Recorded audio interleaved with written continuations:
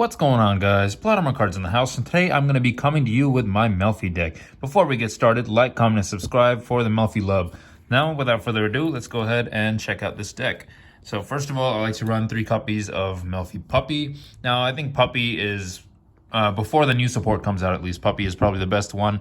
Its effect is if your opponent normal or special is a monster, except during the damage step, or if an opponent's monster targets this card for an attack, you can return this card to the hand, then you can special summon 1 level or 2 or lower beast monster from your deck. Now that's not Melffy specific, so it works really, really well in this deck as well. Except Melffy Puppy, so obviously you can't summon itself. During your end phase, you can special summon this card from your hand. And that is also a great effect because you can pop off other combos and whatnot, and then during your end phase, you could special summon this from your hand, and you essentially get an extra special summon off of it.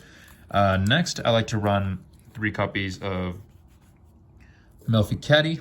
Now, Melffy Caddy is pretty good as well. It's not as good as Puppy in my opinion, but it's still really, really good.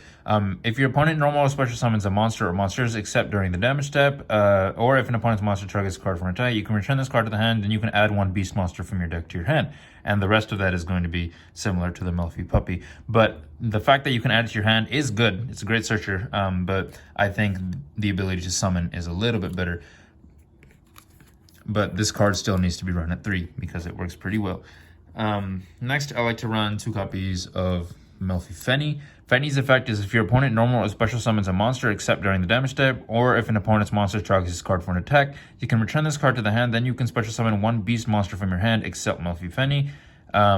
So this card is also super, super dope, just because you can cheese out beast monsters from your hand. So I think 2 is best because I know in a lot of situations in my hand, I'll have a beast monster. Most of the time, the beast monsters, if I summon them, if it's not like Melffy Puppy or Melffy Caddy, it'll be a beast monster that I like to go into an XC summon or I like to synchro summon with or something like that. So a lot of times that card will be kind of dead on the floor. And so it's just able to just get attacked over, and then it's useless for me for the next turn.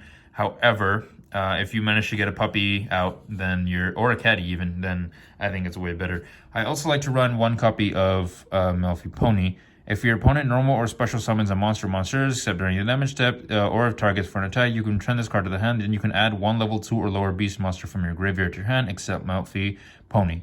Now, I think this is super dope just because of the recycling ability, but I do have other cards that can special summon from the graveyard, so that's why I only run this at 1. Next, I like to run 2 copies of Rescue Cat. Now, I only own 2, but I can completely see this being run at 3. If you happen to have a 3rd copy, for sure you want to run this at 3, because pretty much all cards in your deck are searchable by this. So its effect is you can send this face-up card to the graveyard to special summon special summon 2 level 3 or lower beast-type monsters from your deck. Those monsters will be destroyed during the end phase. So basically what you're trying to get into is you're trying to either go into something that can synchro summon, go into something that can XC summon, and there are cards that that I will be showing in a bit that actually have the effect that when they're special summoned, they'll have like a destruction effect or whatnot. And that's actually what I have next. So I like to play 3 copies of Calantosa, Mystical Beast of the Forest. Now, this card's effect is if this card is special summoned by the effect of a beast-type monster, you can target 1 card on the field, destroy that target. I think this is really, really good because not only can you use it with Rescue Cat, you can also use it with cards like Melffy Puppy, screw over your opponent, and I think this card is pretty good. Next, I like to run 3 copies of Hop Ears Squadron. And I think this card is a little underrated. I know people do run it, but the ability to special summon this on your opponent's turn, if I have something like, if I go into something like, let's say Melffy Puppy's effect will activate, I can then, right when my opponent normal summons, I can then search for Calantosa. Calantosa can destroy, and then during my opponent's main phase, I can immediately quick effect, target 1 face-up monster. I control special summon this card from your hand, and if you do immediately after this effect resolve, synchro summon 1 using this and this. So I think that's a pretty good combo, and it works really, really well. All right, so next we're going to be looking at 3 copies of Valurfon, Mystical Beast of the Forest. Now, I know I'm running a decent amount of tuners. I do that on purpose just because I like synchros in this deck. You can get out things like Naturia Beast and whatnot. And I think I will probably be switching these up for the new, I think it's Melffy Seal. The Seal one, the tuner, the new Melffy card that's going to be coming out. So in the future, I will be switching probably this one out. But its effect is you can discard one card, then target level 1, level 2, or lower beast monster in your graveyard, except Valerie Fawn, special summon it in attack position or face down defense position. You can only use this effect once per turn. So I really like this card because I can summon this, and then I can discard something, recycle something, and then immediately go. It doesn't say I have to synchro summon, right? So I can go into an XE summon from there, or I can go into a synchro summon, which is pretty dope. Next, I like to run 2 copies of Mind Mole. Mind Mole is pretty dope because it's level 3. And so if you go into the extra deck, Notoria Beast is actually a level 5, and we'll get into that in a bit when we look at the extra deck. But basically I have this as like a synchro summoning target. What I like to do mostly to search it is I'm going to go into Rescue Cat. And what Rescue Cat does is you can send this face-up card to the graveyard to special summon level 2, level 3, or lower beast monsters. So one of them will always be this. And normally the second one will be this. If I want to go for that combo, I know I can also go into Calantosa, and then there's a bunch of other combos you can do with that. But I like to summon this as well, and then I like to use its effect, discard 1, recycle 1 from the grave. It has to be level 2 or lower specifically, so you can't recycle obviously the same Rescue Cat, but you can recycle other things from the grave, and then you can go into synchro summoning, and you can you are able to pop off a lot of different combos. But also Mind Mole's effect is if this card cannot be destroyed by battle once per turn, if this card is sent to the graveyard as synchro material of a beast type monster, draw 1 card. So its ability to just give you an extra draw I think is super dope as well. Next, I like to run 3 copies of Tri-Brigade Cuirass. I hope I'm pronouncing that correctly. Its effect is you can discard 1 other beast warrior, or winged beast monster, special summon this card from your hand. You can banish any number of beast warriors and or winged beast monsters in your graveyard, special summon 1 beast warrior or winged beast link monster from your extra deck with a link rating equal to the number banished. You can only use beast warrior and winged beast monsters as link material for the rest of this turn. So I like this for 2 reasons. One is because I can special summon this, so that comes in very, very handy. And secondly is the effect that you're dumping 1 to the grave, but dumping 1 to the grave actually helps this thing's effect because you can cheese out essentially 1 of the link monsters that I like to use in this deck, and you don't even have to use anything on the field, which is pretty dope.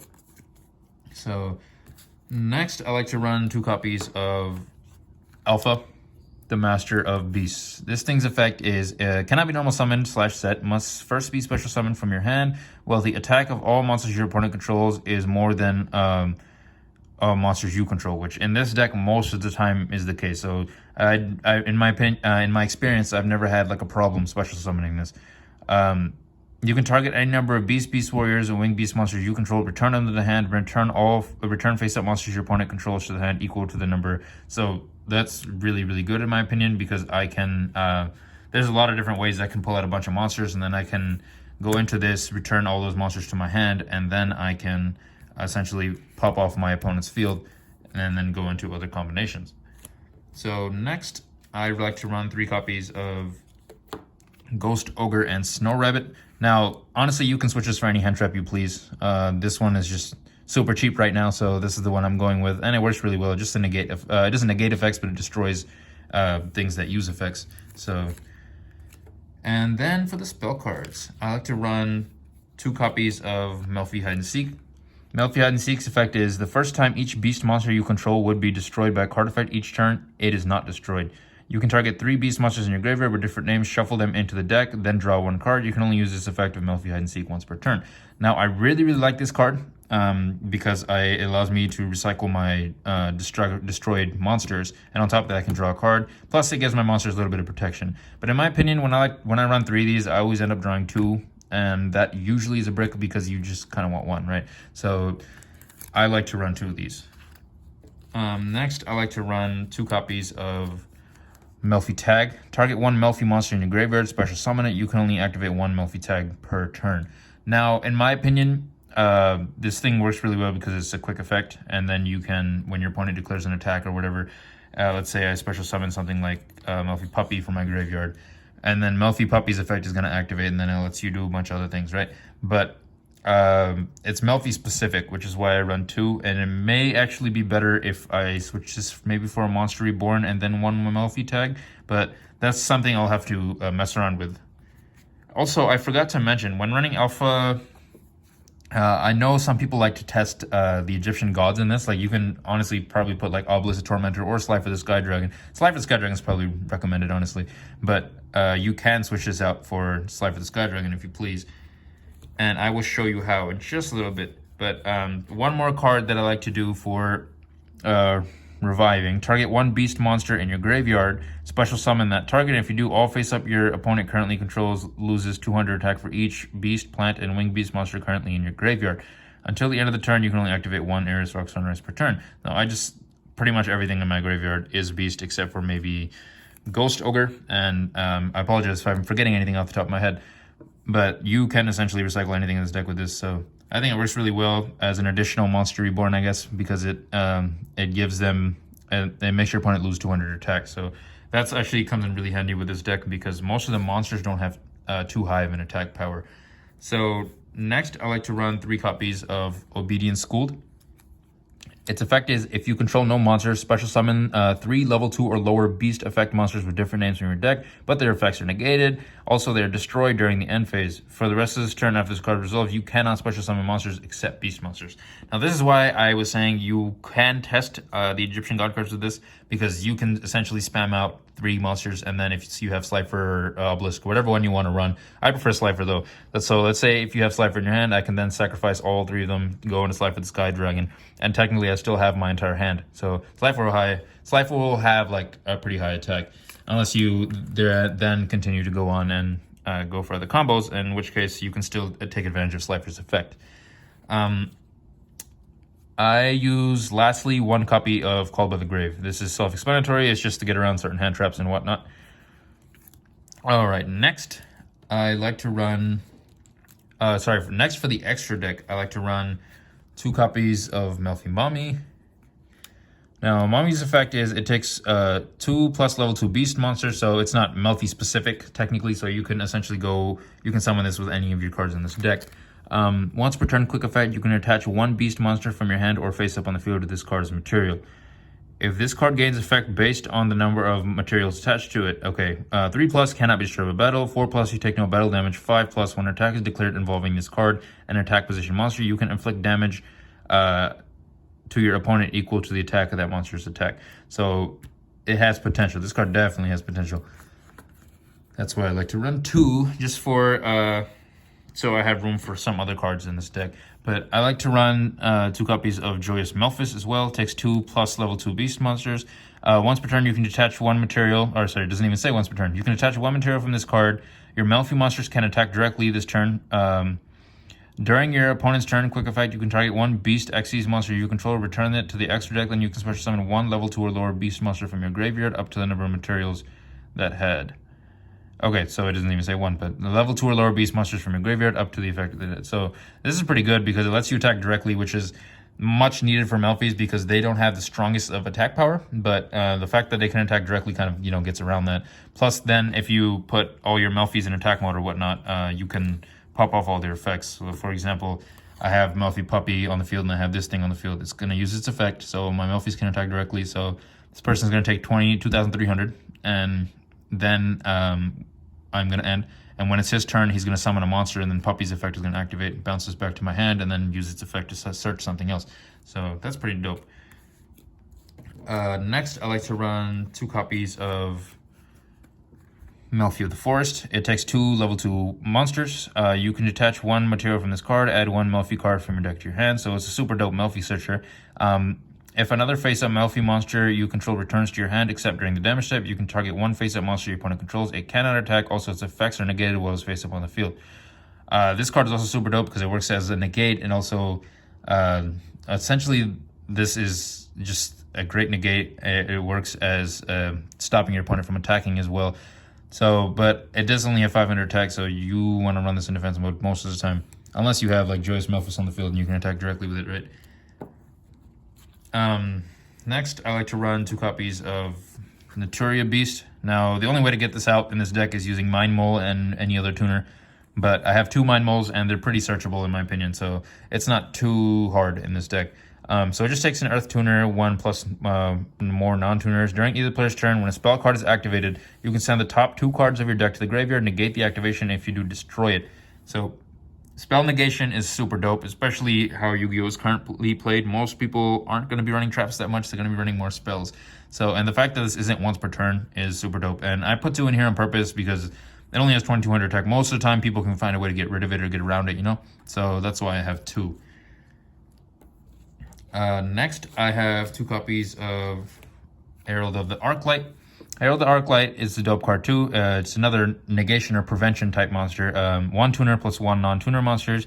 Any monster sent from the hand or main deck to the graveyard is banished instead. Now, you got to be careful about this one because it might be able to screw you over. But in my opinion, it's not as bad and against you as it might be against your opponent. So when a spell or trap or monster effect is activated, quick effect, you contribute this card, negate the activation. If you do, destroy that card. If this card is sent to the graveyard, you can add 1 ritual monster or ritual spell from your deck to your hand. Now in this deck, we don't really care about the ritual stuff there, but I like to use it mostly for monster negation. I've had a lot of hands where I end up summoning, like, I'll have Naturia Beast, and then my second monster will be this. So anytime they activate a spell card, they're already gone. And then if they have a monster effect or trap effect, very rarely trap effect, but mostly monster effect. So if they ever activate a monster effect, I can usually just tribute this and negate that. But this only can happen once because it'll tribute itself. So you just have to know how to play around what your opponent is using. And then I like to run 2 copies of Tri-Brigade Fergit, the Baron Blossom. This card is super dope because when it's link summoned, it essentially allows you to special summon 1 from your hand, and that can pop off a lot of different combos for you. And then secondly, I have Tri-Brigade Shirag, the Ominous Omen. Now, I don't know if I should be running 2 of each of these. I might be interested in switching out 1 of each of these, so just keep it 1 and 1. One thing I was going to pick up was Sky Cavalry Centuria, and then I realized that, hey, this just got reprinted and goes from the past 2, and it's like $10 cheaper now, so might as well wait for the reprint, right? And also Double A Zeus. Let me find my copy. All right, I found it. So I only have 1 copy of this, which is why I had to go look for it, because I like to switch it around in a lot of different decks. But Double A Zeus works really, really well in this deck because your Xyz monsters a lot of times don't have a lot of attack with 500, 500, 2,000. This one also has about 1,000. So it is helpful to go into Zeus and just to prevent your opponent from doing, you know, a bunch of their shenanigans. But anyways, guys, this is PlotArmorCards signing out for the day. I hope you like my Melffy deck, but if you like what you saw, please like, comment, and subscribe. Do it for the Melffys, guys. And oh my goodness, look at the time. It's time to